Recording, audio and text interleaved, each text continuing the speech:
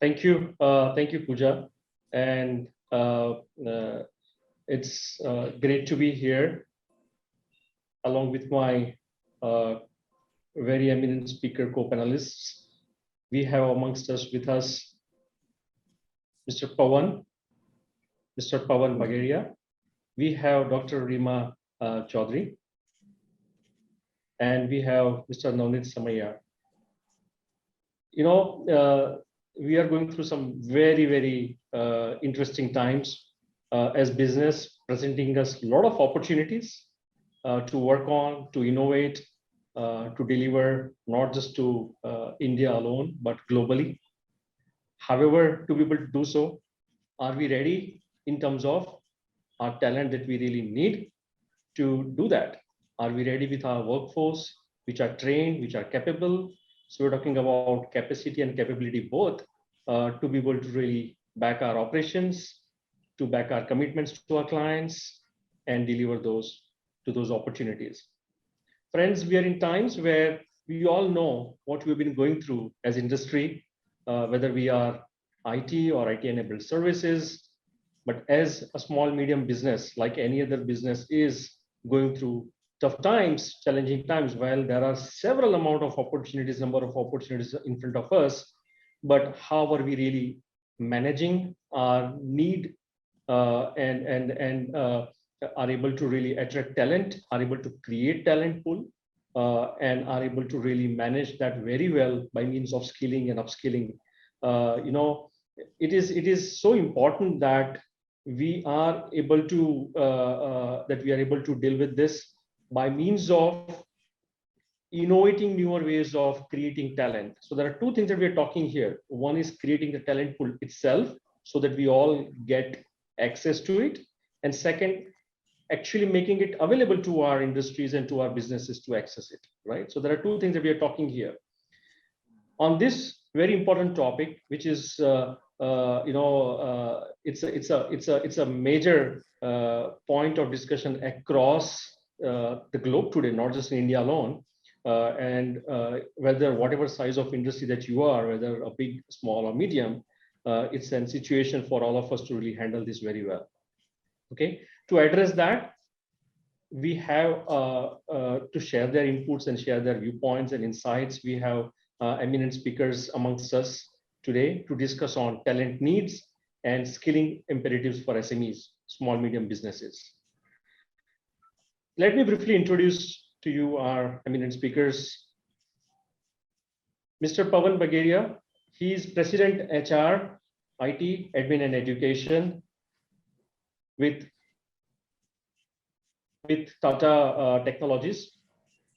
And he has immense experience along with him, which is more than 38 years of experience in various different sectors, automotive, manufacturing, IT industry, where he has led business transformation programs, launching new plans, business development, sales, engineering, and IT. He has held senior leadership positions in global OEMs and tier 1 companies in India and abroad.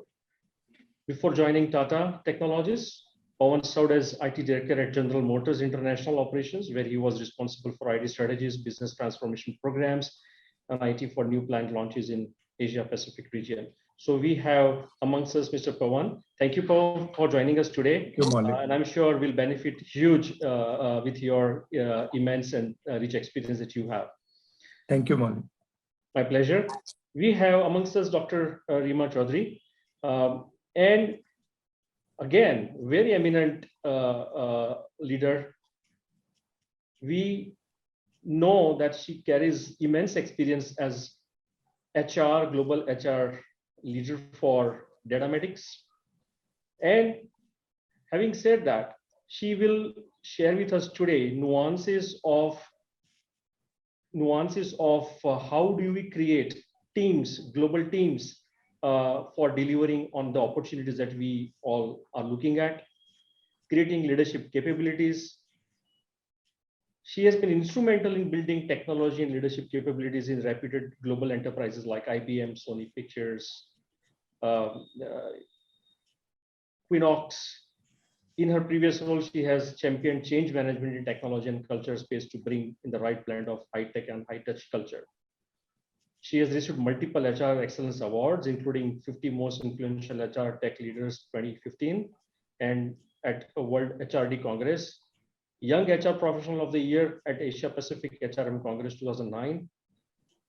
She was recently recognized during 2021 as Global Women in Leadership Awards by the Global Council for Promotion of International Trade and Confederation of Indian Micro and Small Medium Enterprises. Dr. Rima, thank you so much for being with us today. Great pleasure having you. And finally, we have our own Mr. Navanit Samaiyar. Navanit is also having a very rich corporate background, right? Across different various industries that he has worked, and now leading and heading FutureSkills at NASSCOM, right? So I'm sure with his background of industry as well as leading skilling initiatives for us at NASSCOM, heading FutureSkills, he will be able to share with us how do we really use skilling initiatives and skilling programs for preparing our talent, and what are industries really doing practically with platforms like and initiatives like FutureSkills and FutureSkills Prime, and share a few examples and few good practical cases for us to learn from those and try and implement those. So thank you so much, friends, for being with us today. And I'll open up this discussion with one question or a point which is so relevant for all of us today, to briefly understand, and if you could share in a minute or two, what are the current challenges that you see as industry is facing in talent? I mean, not that we are not aware of, but according to you, what are the few important or highlighting items that you see today that industry is facing in terms of talent, and what are the best or next approaches which we are now required to look at to address this? To start with, Pawan, over to you if you could share your thoughts in a minute or two on this. Thank you, Maulik. So we are in interesting times, and we have heard enough about how the pandemic has really changed life and also created difficulties for people. But one of the positives of pandemic is that it has enhanced the digitization of business and life, at least by 3 to 5 years. And as a result, across the globe, everybody is going for digitizing the products, business processes, manufacturing processes, and everything. So that is suddenly, requiring a huge amount of manpower. In parallel to that, what is happening is that we are suddenly in a time where number of disruptive technologies, which are really capable of providing solutions to the problems which were not there earlier, are available. To name the few, you can talk about IoT, you can talk about 3D printing, you can talk about artificial intelligence, and then you can talk about the uses of it in terms of customer experience of a very different order. Industry 4 you can talk about, and many such examples, smart cities, etc., can be given, which are putting additional pressure to this digitization which is going on. The third area, if you look at the demand side, is sustainable technologies and products, especially in automotive industry. If you see, we are talking about EVs and we are talking about autonomous vehicles. Both these again put huge pressure on very, very niche skills which are required across the globe because everybody is wanting to go. So that's on the demand side. And with this sudden surge in the demand, if you see, one is that if you want to do any project, you need senior people who can manage. There are not enough experienced people to meet this sudden demand. That's very, very clear, which is there. The second issue is that, so far when the demand was not very high, the issue of graduates coming out of engineering colleges and other colleges having a skill to directly get absorbed in industry was not felt that much. But today, while we have enough engineers and people coming out of the industry, we are finding that they are not fit for industry and industry need it yesterday. And given that, there is a second level of challenge, which is right. So if you ask me, I see that this problem will require a huge role of industry and academia to come together to tie over this whole situation, right, where industry will have to bring investment, academia need to be flexible to modify their curriculum, sure, and align it to the industry. But one last thing which I want to make is that for SME, the challenge is bigger because it is an industry-wide problem. So what's happening is the bigger player are cornering most of the talent by providing them much additional facilities, much additional salaries and all, and they have bigger pockets for investment. So SMEs will have to be really innovative, really find creative ways to meet this challenge, and we will talk about it. sure. That's what I thought. Thank you. Thank you, Pawan. Rima, your thoughts, your views? You're on mute, Rima. You're on mute. First of all, thank you for this opportunity to present my views in a panel which has such esteemed dignitaries. So we are actually going through very interesting times, like Pavan just mentioned. And I will take a leaf out of A Tale of Two Cities, Charles Dickens. And I will just contextualize it in present times. So these are the best of times. These are the worst of times. Best of times because suddenly we are seeing that every organization is riding the digital wave, and IT is very much in. Obviously, along with that, it's leading to a skewed demand-supply ratio. Salaries are going through the roof. Definitely, there's a huge impact on business. So some of the known business models, we have to revisit, we have to realign, revamp. So that's an entire exercise that is going on. So obviously, these kinds of changed times do call for a change in our operating strategy, tactics and strategy both. Yeah. So the biggest thing I would say is a change in mindset. That's the strategy. So change in mindset is what corporates should look for. We are trying it in our own ways, and I'll tell you what I mean by that. So there was a time when the dependence was heavily on computer engineers and engineers from IT stream.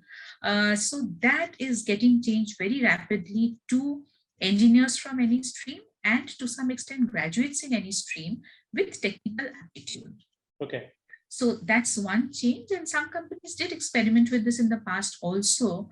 Like being a pharmaceutical technologist, my second offering campus 25 years back was from an IT company. Since they just saw that we had Fortran and a bit of RDBMS in first SEM, not everyone would do that. But today we see a lot of companies are experimenting with this approach. The continued DEI journeys, diversity, equity, inclusion, having more and more, opening up our arms to more and more of the flexible talent pool, people who have flexibility needs, how can we accommodate that? So we have initiatives like Welcome Back, where we make this talent pool feel welcome in office and give them what they're looking for. Another change is the work-life balance needs.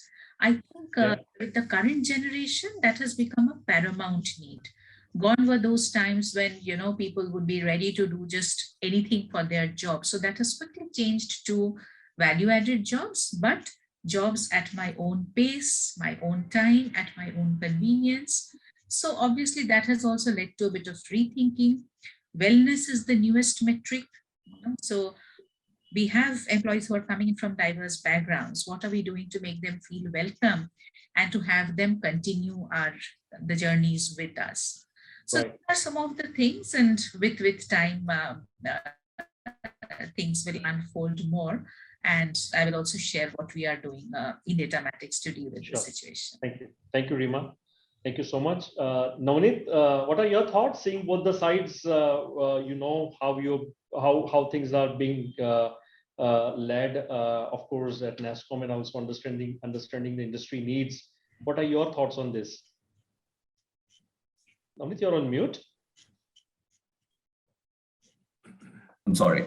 So thanks, Maulik. And even before I share my thoughts, I think big congratulations are due to the IT industry in these tough times. Last couple of years, the way Indian IT held up, and last year has been one of the best years for the IT industry in India in terms of even business.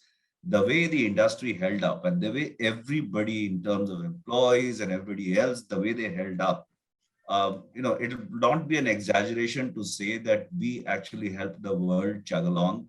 Otherwise, things could have come to a standstill. To start with, while we are talking challenges, let's take a pause and, for a moment, pat ourselves on our backs because we've really done a fantastic job. Having said that, what has changed in these 2 years? Pawan mentioned about the rapid pace of digitization. Rima also touched upon that. Things around work-life balance and so on and so forth. I think the most significant change is that we are having this discussion. The fact that policymakers, academia, industry, learners, they are all having this discussion, and they are all staring at a solution while the problem exists. My sense is our biggest challenge is to grab the opportunity that is there in front of us, more than anything else. And for that, we need to plan. And I'm very optimistic that the way industry and academia and policymakers are aligning and the kind of role that we are playing in terms of integrating all that, we should be able to grab this opportunity. So to me, that's a positive note on which I would like to start this conversation. Thank you, Navanit. That's very interesting.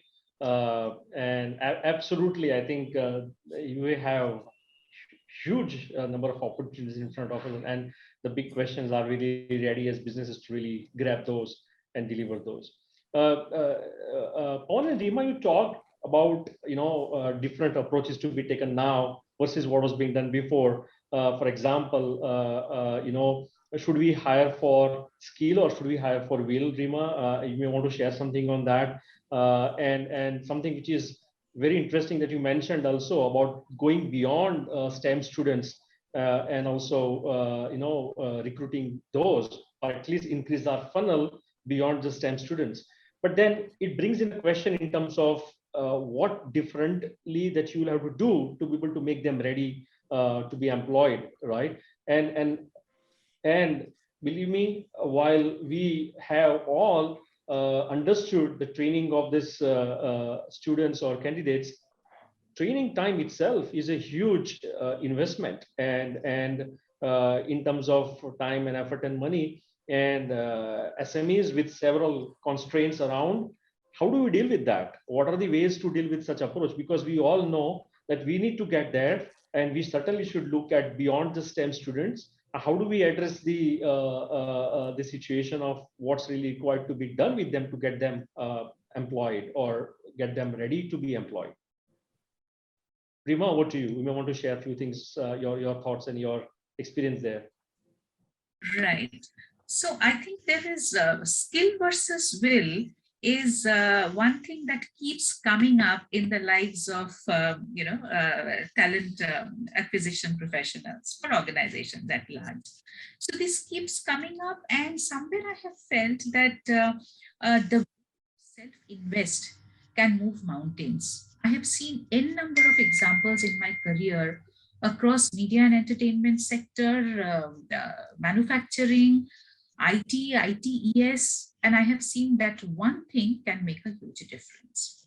I'll give you an example of Datamatics. So right now we are sitting on about 70 to 80 open positions, which are in IT sales, marketing, inside sales, where traditionally we have always relied strongly on influencing skills, people coming in with that domain knowledge, consultative skill in selling, and all kinds of domain and behavioral expertise which are required. So somewhere we have had that shift in mindset that if we have people with the right attitude and aptitude, can they not traverse that journey and be ready for that role? So what do we have in place? What do we have to offer? We know we have a strong program in place. We have a program manager to ensure that they don't go astray and they learn how to navigate the corporate maze. But at the same time, we know that we have to hire people who have the fire in the belly to make it big. So they know very well that they don't have that desired experience that we look for. And Right. perhaps the trust and confidence that we are placing on them is making them more responsible and accountable that they have to do the skill gap soon. So yes, like you rightly say, training does require time. There is a learning curve that every person has.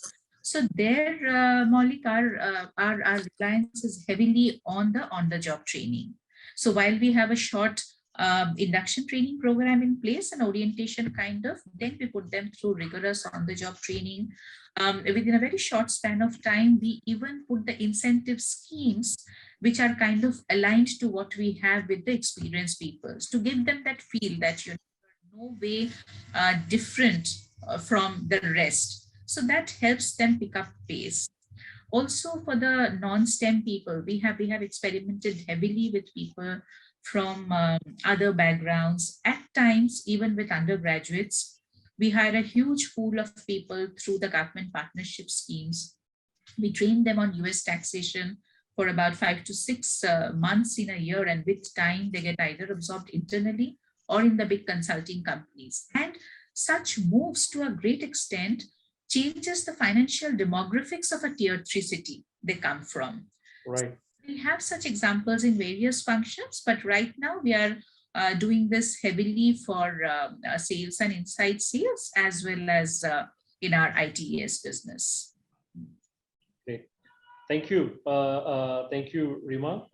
Pawan, your thoughts and your views. Thank you, Maulik. I want to reinforce what Rima said about aptitude and flexibility. This is most critical, that if we have the right kind of person, then we can mold them in any way we need to, through training, through various programs. The only consideration which we should keep in mind is that it needs some time. And we are in a time when industry needs it yesterday. Right.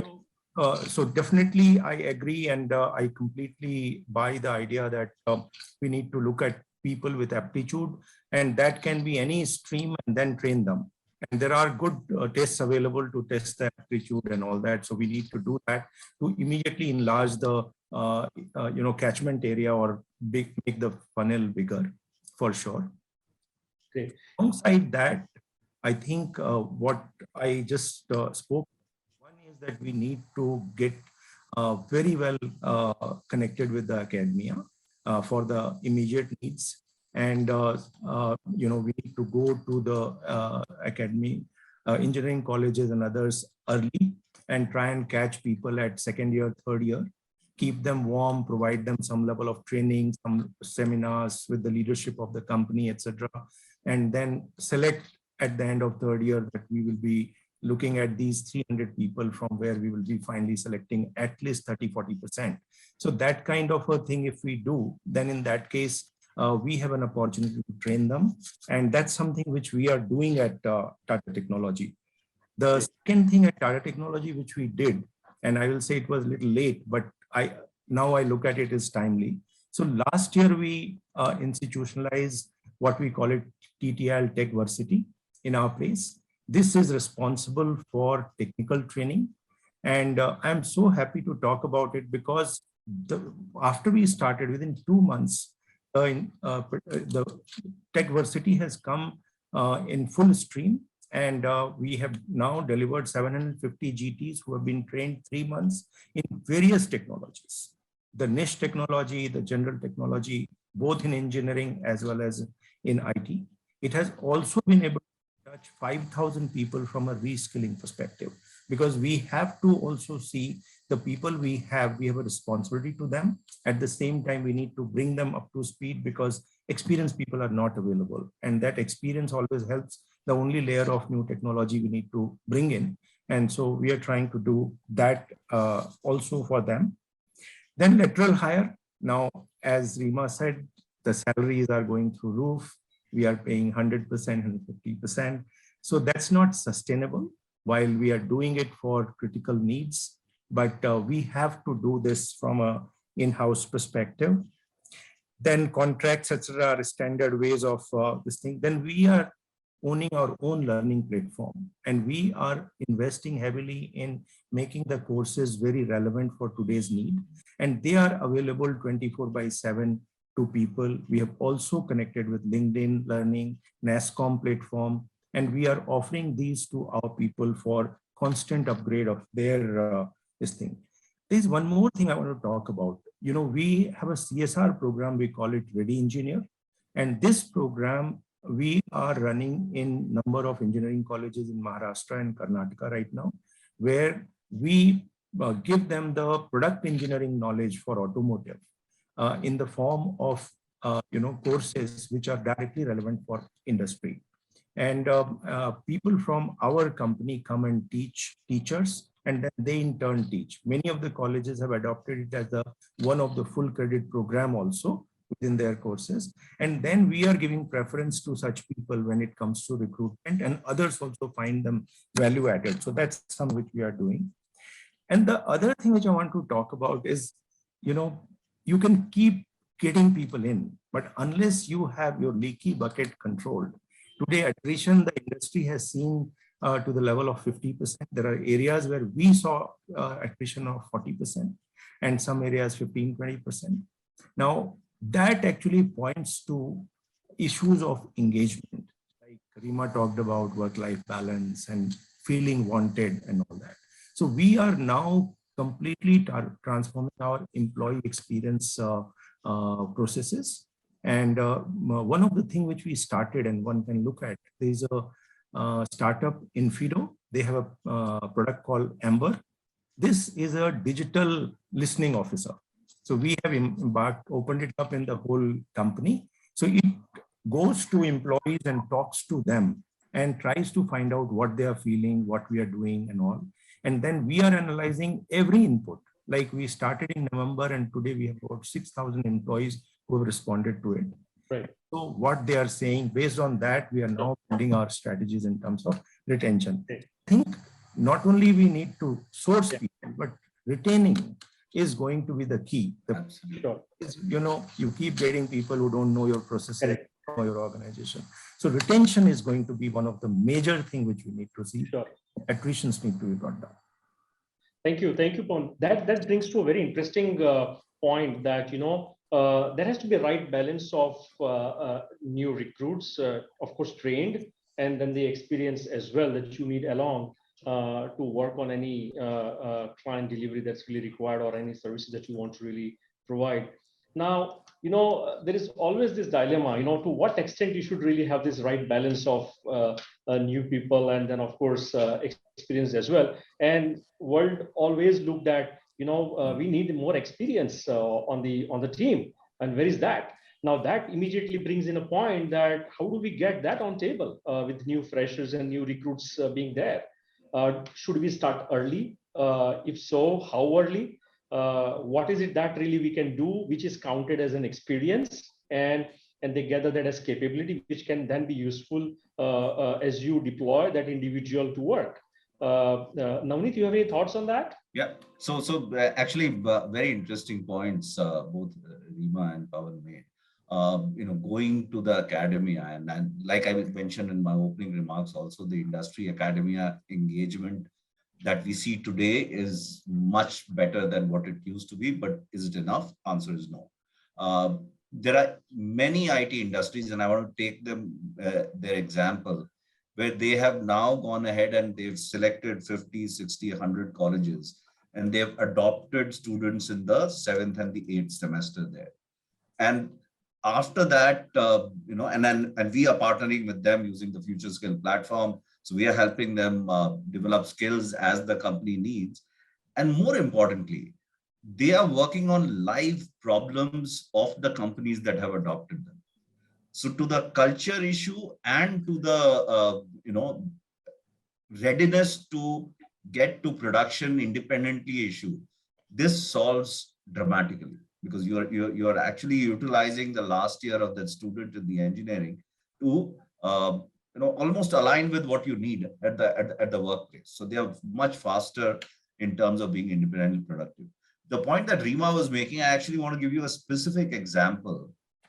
So with Karnataka state, and we are having this conversation, by the way, with lots of states now, and it's very heartwarming. With Karnataka state, as Future Skill Prime, we have signed up to actually upskill their non-STEM candidates, which is, BA, BCom, LLB candidates on, digital fluency in the first year, artificial intelligence in the second year, and cybersecurity in the third year.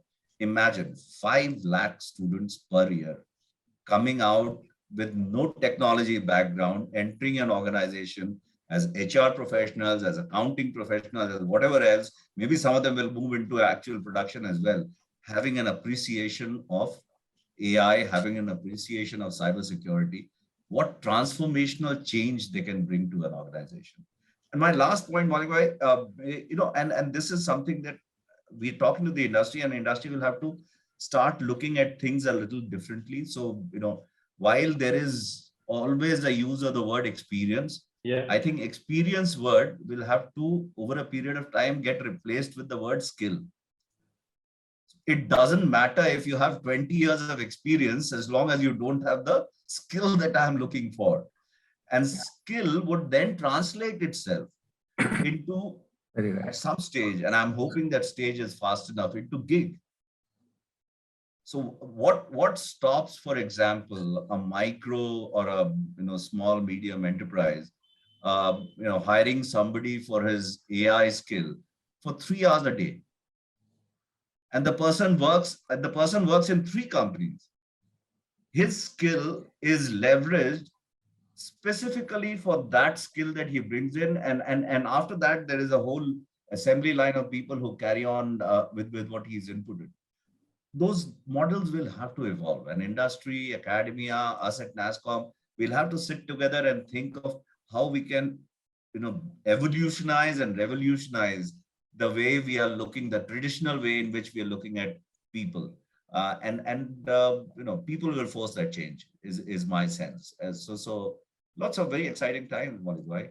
No, this is very interesting. You mentioned about replacing experience with skill. And then, of course, as Rima mentioned, if there is a will, skill can be added to it. So that's a very, very good perspective. And I think looking at from an SME point of view, where training people, getting them on board, of course, this is all time consuming and a lot of investment as well. How an SME can really put this together? I mean, any thoughts? Reducing the recruitment to training to putting them to the job in terms of time, money, and cost, which is required. And of course, it's like, I have this opportunity at hand and I need this like yesterday. How do we deal with that such a situation? What do we do if there is any view anyone would like to share? Can I make a point on this SME thing? So, we tend to kind of almost compartmentalize SME and big IT. I actually, had the opportunity of meeting up with students in various colleges where we are making interventions. And trust me, majority of students are more than happy working for SMEs. Reason being, they get the flexibility. Reason being, things move much faster. Reason being, what I said earlier, and that's where I gathered this difference in experience and skill from. Reason being, their skill is leveraged much higher. There's less bureaucracy. So I think there is space for SME to position themselves as employers of a different kind. And students that I have talked to, they are gunning to go to startups. They are gunning to go to small companies where they can get larger responsibilities. So those days when I started my career, there was only Tata or Birla. I mean, you could not think of anything else. But today there's so much. I mean, your company, Maulik bhai, why would somebody not want to work in your company versus working in a large IT system where you're just one in the sea? So my sense is that SMEs have a niche which we need to kind of leverage at the academia level again. Sure. And I often say this, Navanit, to the point that you made. SME or small medium business have a unique position. I mean, if someone asks me what is it that you are unique about, I always keep on saying that, we are big enough to serve you and small enough to change for you, which is kind of gives that kind of agility to the situation and to change that is required to be made. However, my point was more from a business perspective in terms of how do you kind of reduce that training time, the cost that's really required to, which is required, and investing in training to onboard people in current times, which is so difficult. Is there any way whereby using FutureSkills Prime or FutureSkills can help that? Are there any specific programs that can really be done? Have you done that somewhere, Rima, in your organization, and Pawan in your case as well? Which any insights and any so here I would like to actually share, and it is adding to what Navanit said. So we talked about people who are, engineers or STEM, but the value chain doesn't get completed as far as manpower is concerned unless we have the next level of people who actually execute things at the shop floor. Sure. When the technology are changing, there's a big need that ITIs, polytechnics, and all that also need that, who are having 30-40-year-old curriculum and similar machinery, whereas industry has gone to Industry 4, robotics, AI, ML, 3D printing, and all that. So one of the things which we did along with Karnataka government, it was a joint working where we took upon ourselves the responsibility of upgrading 151 ITIs across the state, where we created Center of Excellence in each of the ITIs. I think the work will get completed by this June. And I'm so happy to say that every year it will touch at least about 125,000 people in the state year after year, where, best of the equipments have been provided, which will teach them about 3D printing, teach them about IoT, teach them about smart city, teach them about EVs, electric vehicles, robotics, programming, how you can do it. So I think we need to look at our talent need across the board. And I can definitely see that many of the students from these IITs will also be able to take higher responsibility because they are all bright people. It's just an opportunity which they have not got. And the need is there to identify that. So that's one. The second thing which you said about the people, if we can do it economically. So in Techversity, one of the things which we did was that many of the faculties come from outside. They have their charge and all that. But we also started a internal program where every speaker, over and above their normal salaries, will be paid a good, money for the training they conduct. And in that process, we got some of the best professionals who came up for training. Okay. And because of that, we are able to now, roll out the training program and reskilling program in the company in a much, much faster way than what we could have done. From a longer term perspective, one of the things which I see, and you see on TV every day advertisement that children are learning coding and all that, right? I think there is a need to somewhere reach around class or maybe class 8 onwards and start investing in the manpower there. And whether it is a CSR money, whether it is some other money, whether it is some funding, I think we need to look at that and start investing there, because this need for talent is going to grow only given the kind of situation. Right. So I think there is a very exciting time, very, very big opportunity for the country, our country, especially given we bring in at least 2.8 million graduates every year, STEM graduates and all that. We're second in the world after China in terms of educated available. So it's a huge, huge opportunity. Challenge is there, but I have seen India always comes up. We'll find solutions and we will, make it happen. That's how I look at it. Thank you, Pawan. Taking this point, which Navanit mentioned earlier, starting a little early and shift left in terms of preparing them. One thing which we have seen in several, industries, especially, and I'm talking about from small medium business perspective, wherein And of course, it works for most businesses. And I think it's a proven model where we can engage with the students and candidates earlier on. Let's say, for example, with their last semester, you provide internship with yourself, with your business, to be able to really get trained on what you really need to get trained on, get technical technology as well as professional capability as well. So by then, what they are done with their academic need of that internship, you have someone ready to now getting deployed to the production need for the project or for the service that you have trained that individual for. So that really helps to bridge that gap, reducing the training time. And the earlier we start, the better it is. And I think that's what the message is coming across from all of you in your experience and innovating in terms of investing in training. And I think talking about that, very, very good initiative that NASSCOM and Sector Skill Council, NASSCOM is having, where we have a platform which is called as FutureSkills Prime. I will have Navanit talk about that for a minute. But as SMEs as well as NASSCOM's SME Council, and for all our tech, IT or ITES SME businesses, we have this initiative under FutureSkills Prime, which is called SME Stars.